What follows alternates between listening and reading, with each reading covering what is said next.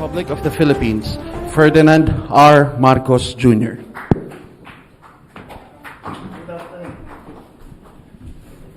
Magandang hapon sa inyo lahat. And thank you for this opportunity for me to be able to make my final statement on this trip from the Philippine delegation to the United States that we have just finished. So, seeing as dahil hindi nga ako, dahil tutuloy nga ako sa UK, sabi ko maaari ito na yung kung baga hindi ako makakapag-arrival statement dun sa Maynila, kaya pagkakataon ko na lang ito na bigay ng statement tungkol nga dito sa nakakatapos lamang na bisita natin sa United States at sa pamahalaan kay President Biden sa pamahalaan ng Estados Unidos. So this brings to an end my official working visit to Washington, D.C. Over the past 4 days, I met with Joe Biden, the President, Vice President Kamala Harris, my counterpart in the U.S. Department of Agriculture, Secretary Tom Vilsack, Secretary of Defense Lloyd Austin, and several other cabinet officials who joined President Biden in our expanded bilateral meetings. Our discussions were very productive. We are of the same mind that our long-standing alliance and partnership must be adapted to address the challenges of our time in order to bring about lasting peace and sustainable prosperity to our countries and to our peoples. The joint statement we issued outlines the key initiatives that we will pursue across all areas of our bilateral engagement to achieve these objectives. I look forward to having our respective teams follow through on the many areas of cooperation that we have identified. This will help advance our key priorities with respect to agriculture and food security, and to promote energy security as we transition to clean energy and boost trade and build resilience of our supply chains, enhancing connectivity and digitalization, also of climate change, mitigation and adaptation. In addition to existing bilateral policy dialogue platforms and working groups, we agreed to institutionalize a ministerial-level study group to advance cooperation on climate-smart agriculture, which I myself will lead. I also met with quite a few U.S. companies, both those looking to further expand their already valuable presence and operations in the Philippines, and those looking to invest in our country for the first time. They are all committed to be part of this development journey that we have embarked upon. We returned to the Philippines with over $1.3 billion in investment pledges that have the potential to create around 6,700 new jobs for Filipinos within the country. When realized, these investments will support our country's economic recovery efforts and further strengthen the foundations of our economic environment. We expect even more investment that will lead to materialize once these companies firm up their plans. Nevertheless, the interest is a welcome sign of their trust and confidence in the Philippines as an investment destination. Together, we will be working on addressing some of our key economic challenges, particularly food, energy, and health security, digital connectivity, and the cross-cutting issues of climate change and pandemic preparedness. The discussions that we had with the U.S. business community also affirmed the optimism which international investors view the Philippines today. It was with great pride that I received their praises for the talent, ingenuity, work ethic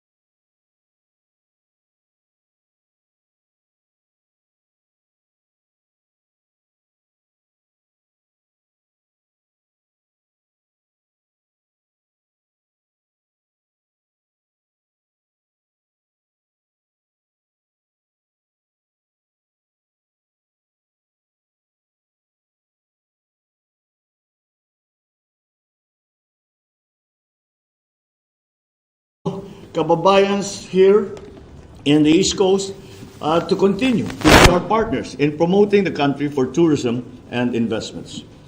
I then capped my visit with a speaking engagement at the Center of Strategic and International Studies, where I shared my reflections on why I think the Philippines and the United States has been and will continue to be naturally drawn to each other. Beyond our treaty alliance, we are bound by shared values and our commitment to mutual prosperity. I underscored my main message during this visit. The Philippines and the United States will have to forge closer economic ties and ensure that our bilateral partnership works for our people. That will bring a truly important alliance, a truly valuable partnership, and a continuing friendship into the 21st century. Thank you. I think there are a few questions. Yes, Mr. President. Press corps. First question from Ms. Daphne Galvez of Inquirer.net. Good evening, Mr. President. Hi, good evening. Good evening na ba? After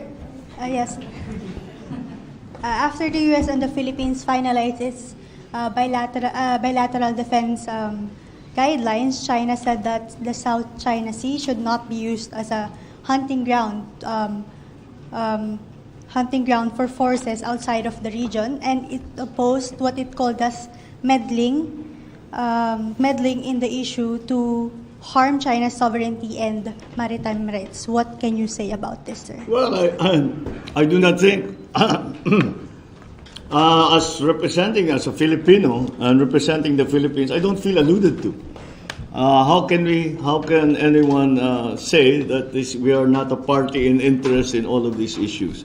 So I think that kind of statement was directed more towards the United States than it was for the Philippines.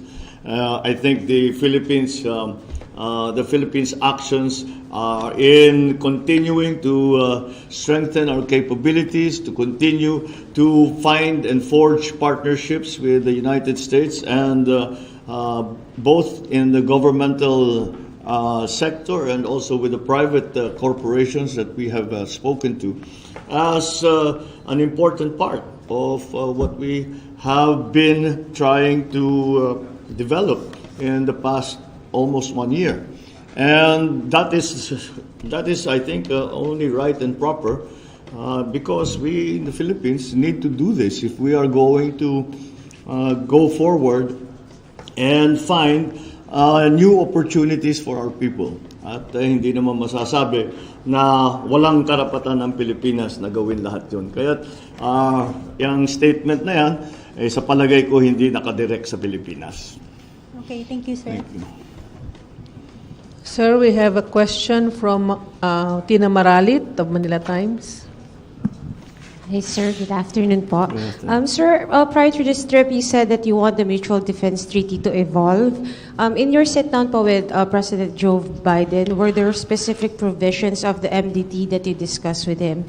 And if so po, what was his reaction? Again, you have to, if The specific provisions, prior to this trip, you said that you want the MDT to evolve po. Were you able to mention we're not specific? yet there. What we did in this trip and what we have managed to formulate are the guidelines pa lang doon sa mga magiging provision at saka magiging detalye. But the premise continues to be the same. It's a strengthening of relationship, and the word "evolve" is one that I have been using, and that other people have seemed to have adopted, because that is exactly what it is that we need to do. We have to evolve, and why? To explain it, is that we need to evolve because the situation that we face is evolving, and when I speak about the evolving situation, I'm not only talking about security and defense. I'm talking about trade. I'm talking about economy. I'm talking about climate change. I'm talking about all the other aspects of our society, of our economy, and even our government that we have to adjust as a response to what changes we are facing. Iba na ang mundo ngayon. Hindi na kagaya kung ano yung mundo natin November ng 2019, hindi na natin makikita yon. At talaga namang ayaw natin bumalik doon.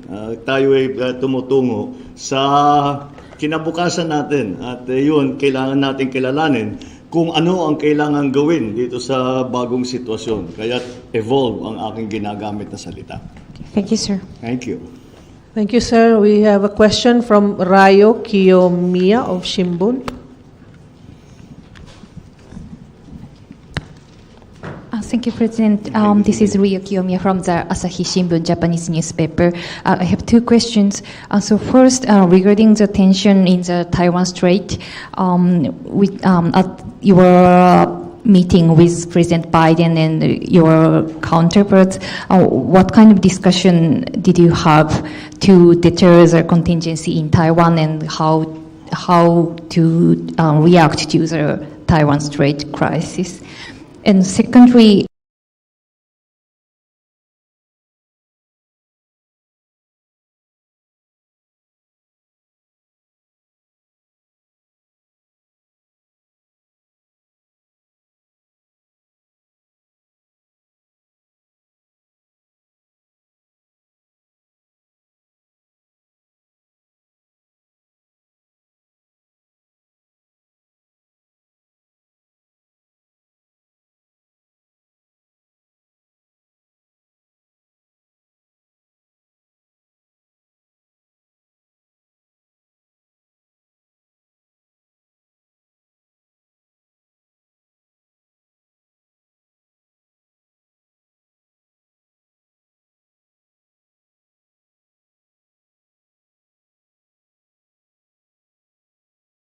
Ang ating mga arrangements, we have to fix our arrangements, our alliances, so that they conform to the needs of the day. And that's again, we comes back again to that process of evolution. Because the situation is new, then the solutions have to also be new. And that is why we are now formulating those partnerships between all the different countries, not just Australia, not just the United States, also South Korea, also Japan, all of the ASEAN member states. And I think we can continue to do that. And I know that these countries that I have mentioned, are already of the same mind. Pareho ng pag-iisip tungkol sa mga pangangailangan na natin gawin at kung saan ang pinaka makakatulong sa Pilipinas ng mga partnership. Sila rin ay ganyan din ang kanilang pag-iisip. Sila rin ay naghahanap na nga ng mga itong group na magsama-sama upang harapin ang bagong mundo na sabay-sabay.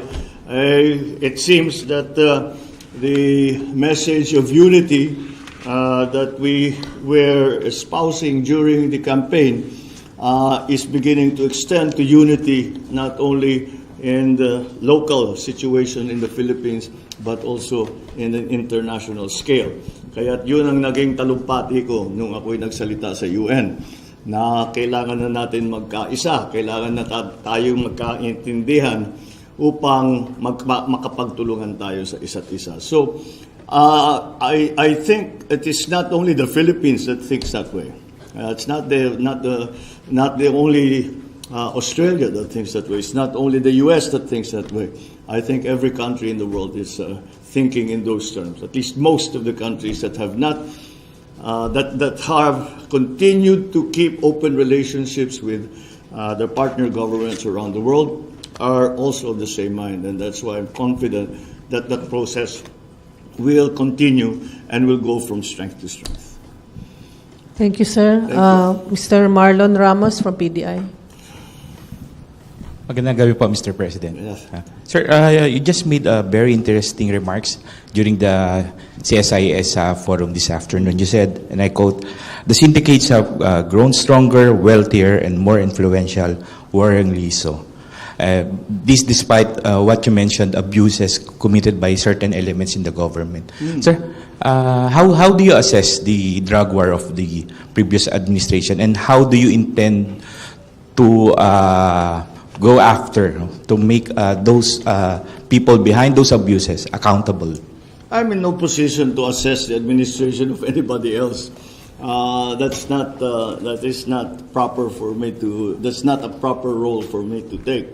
But when you ask what we are doing, alam naman ninyo lahat. We formed the commission and I asked for the resignation of all the police officers from Colonel up, so that we can assess and see and study what their records are. Kung sila ba ay kasama sa mga sindikato, kung sila ba ay may kinalaman dito sa patuloy na paglago ng drug problem sa Pilipinas. Kaya yun ang palagay kong unang-una. Dahil hindi mangyayari ito, tignan na lang ninyo ang sitwasyon, ang drug problem sa lahat ng iba't ibang bansa sa buong mundo. Ay ang mga nagpapatakbo niyan ay hindi yung mga maliliit na tao na nakikita mo sa lansangan na sila mismo nagbebenta o user sila. Hindi naman sila ang nagpapatakbo niyan. Ang nagpapatakbo niyan ay mga matataas na opisyal, kuminsan sa pulis, kuminsan sa gobyerno. So yun ang hinahabol natin. Kaya isinimula natin sa pulis dahil law enforcement sila. Sila ang dapat na nakatutok dito sa problemang ito. Kung hindi gumaganda ang sitwasyon, ibig sabihin hindi nila nagagawa ang trabaho nila. At kaya naman natin ginawa yung ginawa natin upang tanungin, bakit hindi ninyo nagawa ang trabaho ninyo? Baka may kakulangan sa sistema ng pulis, ayusin natin. Baka naman talaga ito ay kasabwat doon sa ating mga tinatawag na drug lord. At kung yung iba, sila mismo ang nagiging drug lord. Kaya yun ang mga hinahabol natin. Kaya yan ang palagay ko, malaking bagay yan. Ngayon, sinasabi na kung magtanggal kahit na ma-identify natin sila, tatanggalin natin, may papalit dyan. Yun ang iiwasan natin. Yun ang binabantayan natin ngayon. So sa kasalukuyan, yung dalawa na sa pulis na nagbigay ng courtesy resignation, ay tinanggap na ang resignation. May 30 na under investigation pa rin. Titignan natin kung sila ba ay dapat kasuhan, kung sila ba ay kailangan suspindihin, kung ano man. Dahil kung meron man silang kinalaman sa mga drug syndicate, iba-ibang involvement. Meron yung pinababayaan lang, look the other way. Ika nga, they just look the other way. Ano yung magiging parusa para dyan? As opposed to, yun talagang pinapalakad, yung mga opisyal, pinapalakad yung mga tropa nila para tulungan ang drug syndicate. Iba naman siguro ang sitwasyon na yun. Kaya yun ang pinag-aaralan natin para naman, karamihan naman, marami naman sa pulis, wala namang involvement dyan, ay mababait at talagang nagsisipag upang matuklasan at mabuo ang mga kaso na hinahawakan nila. Kaya kailangan natin maging maingat din na hindi natin hahabulin yung mga walang kinalaman. Kaya kailangan natin pag-aralan kung sino ba talaga ang dapat imbestigahan, kung sino ba talaga ang dapat parusahan. Salamat po. Thank you. Thank you, Mr. President. Last question from Mark Fetalco of PTV4. Good evening, sir. Maybe know po kung anong oras po kayo tutungo sa United Kingdom for King Charles' coronation. And secondly, where do you see the Philippine-UK relations under King Charles' reign? And ano po yung nakikita nating benefits po nito? At lastly, tatanggapin po ba natin yung imbitasyon po ni Prime Minister Rishi Sunak na makipagdialogo po sa inyo? Alis ako mamaya. In a few hours, in 2 hours, alis na ako in a while para makatungo, para darating ako, magla-landing ako sa Gatwick. Dahil, ang dahilan kung bakit sa Gatwick ako magla-land, usually, hindi sa Gatwick ang pinupuntahan. Ngunit ngayon ay pupuntahan ko yung Gatwick dahil titignan ko yung operation ng kanilang airport. Kung bagay ba ito, yung mga lessons learned nila, yung mga ginagawa nila, kung best practices yan na pwede nating dalhin sa Pilipinas. At isa sa pinakamalaking dahilan kung bakit ako pupunta ay kilala namin si Prince Charles pa ang pagkakilala ko sa kanya. At kaming lahat nung namatay nga si Queen Elizabeth ay hindi ako nakapunta at ang pinadala ko ang kapatid ko na si Irene. Kilala rin ni Prince Charles. Kaya sabi ko naman, ay palagay ko, dahil magkakilala kami, dapat naman napakalaking bagay na siya'y kukoronahan bilang hari ng United Kingdom, ay dapat makapag-attend na ako. At the UK is a constitutional monarchy. So, in terms of foreign policy, may input ang royal family. Pero hindi galing doon. It will be the foreign ministry that will determine what our relationship with the UK is. And I think that will. I think that that is constant right now. And patuloy lang naman, we trade and we continue to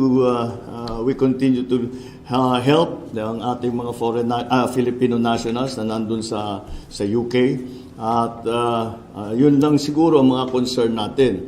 Ngunit titignan natin, kaya makikipagkita ako sa kanilang bagong Prime Minister Sunak, upang makapag-usap kami kung meron bang pagbabago sa kanyang pag-iisip sa pagpartner ng UK at saka ng Pilipinas. Sa palagay ko ay ganun din ang sasabihin niya na dapat papatibayin natin at hirap na hirap ang ekonomiya ng UK. So baka isang bagay yun na pag-uusapan namin kung paano mag-trade o kung paano dagdagan isa sa lahat. I'm sure babanggitin niya kung pwedeng makakuha ng healthcare workers galing Pilipinas dadalhin sa UK. Dahil alam mong nangyari nung pandemic, sumikat talaga ng husto ang healthcare workers na Pilipino at Pilipina. At kaya't lahat ng bansa ay umaasa at nagtatanong kung pwede ba paramihin natin ng mga healthcare workers na pupunta. So isang bagay yun. But I think in general, we will maintain the same relationship. It has been a relationship very advantageous to all parties involved. So I think that we will stay the course and continue to deal with each other in a very similar way that we have done before. Sir, hindi mo po kung kailan po yung schedule meeting natin with Prime Minister Sunak? On the sidelines lang. Dahil kung titignan nyo yung schedule, pagdating ko doon, may reception sa palasyo, sa Buckingham Palace. The next day is the coronation. Pagkatapos ng coronation, alis na ako. Babalik na ako ng Maynila. Kahit wala halos oras. So, may mga proposal, makikipag-usap ako, siyempre sa Prime Minister Sunak. Pero, habang siguro nag-aantay doon sa actual na seremonya ng pag-coronation sa King Charles. So, ganun na lang. It has to be very casual dahil everybody has followed a very heavy schedule of the coronation. Meron din mga request ng ibang leaders na mga gusto makipag-usap sa akin, pero ganun din, puro ganun. Ang tawag nila, ginagawa na lang natin, pagka may pagkakataon, ay halika, usap tayo. Siguro, and that's what's going to happen siguro this time again. Because I cannot see any window of time in the schedule kung saan pwedeng mag-sit down, mag-usap, to exchange notes, etc., etc. So very casual lang ito, very informal. Pero wag natin mamaliitin yung mga ganyang klaseng meeting dahil kung minsan yung hindi mo inaakalain mangyayari, may nangyayari na napaka-importante pala. Kaya siyempre open tayo lagi na makipag-usap sa lahat. At baka naman sakali meron tayong makita pagkakataon na makatulong sa Pilipinas. Thank you, Mr. President, and congratulations. Maraming salamat sa inyo lahat. Thank you very much and see you in Manila, Philippines.